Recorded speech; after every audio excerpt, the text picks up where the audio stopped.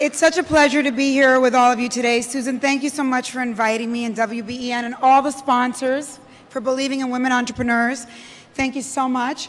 It's a pleasure to be with you because, yes, I'm part of the entertainment industry, but in my heart, the tribe I belong to is women entrepreneurs.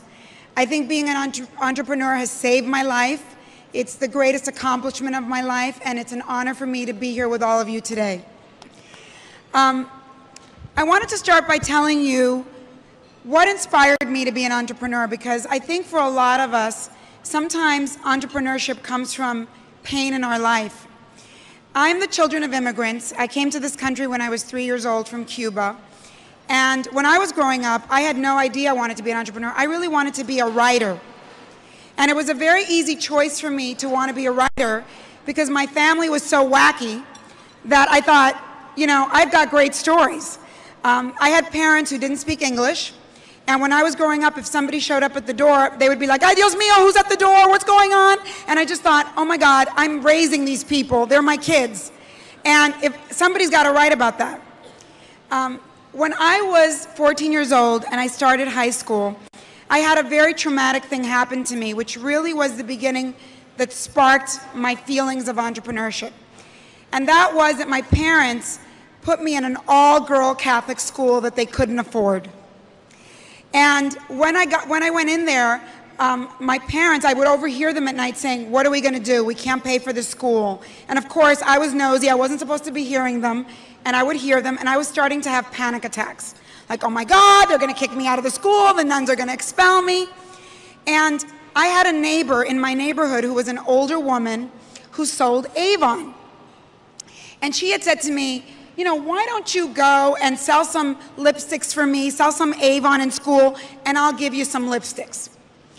And in desperation, I thought to myself, okay, I'm going to go to this lady, and I'm going to convince her that I should be the Avon rep for my school.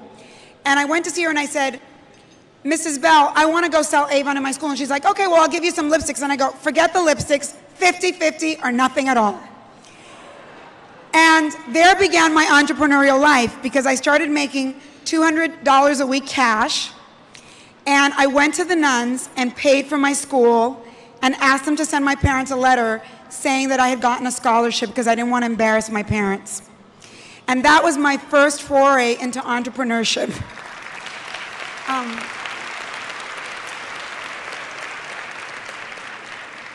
I realized that when you have an experience like that, for me, I realized that at that moment, at 14 years of age, I found my power.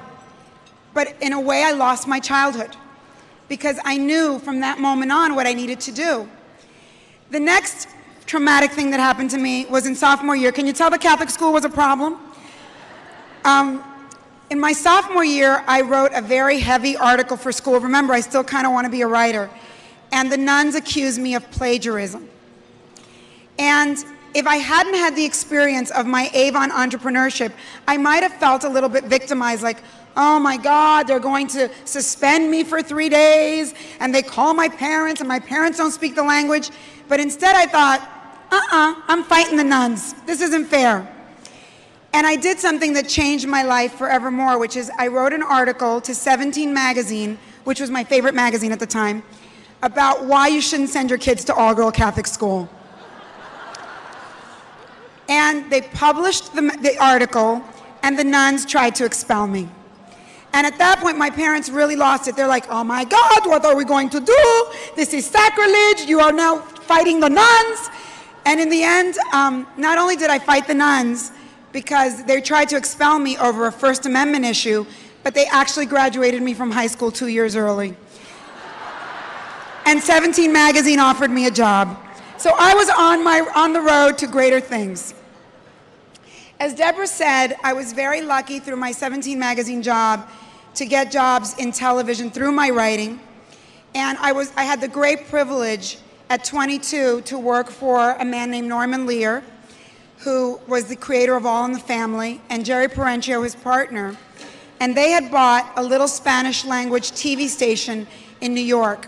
At the time, I was in the producer program at CBS Network News, and as a Latina, I felt like, I don't want to do Spanish TV, I want to do mainstream CBS. And they met me and they were like, are you Jewish? What are you? And I said, no, I'm Cuban. And they're like, oh, well, we bought a Spanish TV station. You want to come and work with us? And I'm like, no, I don't want to work in Spanish TV. And they were like, well, young lady, you can be a big fish in a small pond or a small fish in a big pond, and you can learn to run your own business. So I very happily agreed to go work with them, and for 3 years, I ran Channel 47 in New York, and I always say it's my MBA in business because I did learn to run a business. I always say I was like their Burger King manager because they were never there, but I learned everything on the job. And my next traumatic experience is that at 25, I walked into work, and the lawyer for Norman Lear called me, and he goes, Nely, we have great news for you. We sold the company for $75 million. And I was like, what? They sold my baby without telling me? And I felt what it felt like to work for other people and have the rug pulled out from under you. So I went in to see my two bosses, and I'm like, I went in to see Jerry Printer, and I said, how could you sell my company? I've been running this by myself. You haven't even been here for 3 years. And he said to me, young lady, those are my chips. You want to play? Go get your own chips. And he embarked me on my true mission, because I was so mad at him that I thought I will show him that I could start my own business. And he very generously gave me a $200,000 check and a car, a company car. I cashed in the car, and I said, I'm never going to work for anyone else again. And in my naivete, I decided I'm going to start a production company, as if I knew what I was talking about. And for the next 4 years of my life, I starved. I tried to get people to buy shows from me. I really had no understanding of the fact that even though I had worked for very big people and I had made the money, I hadn't managed my own money yet, and people weren't so easily going to give me millions of dollars to do television shows. Luckily, HBO called me one day and said, we want to launch HBO in Latin America, and because I had station management experience, I went to work for them as a consultant to help them launch HBO. I did that very easily because it was a muscle I had used. I knew how to run a station. And very shortly thereafter, ESPN called me, and I helped them launch ESPN. And then in 1992, I got another prophetic call from a man who had just come to live in the United States, and really I didn't even know who the heck he was.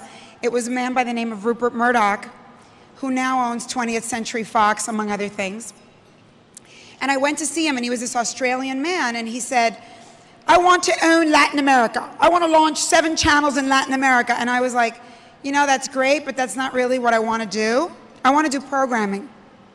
And he said, young lady, you're 10 years ahead of your time. The timing for Latino programming is not now, because there's no distribution. If you really want to build a successful company,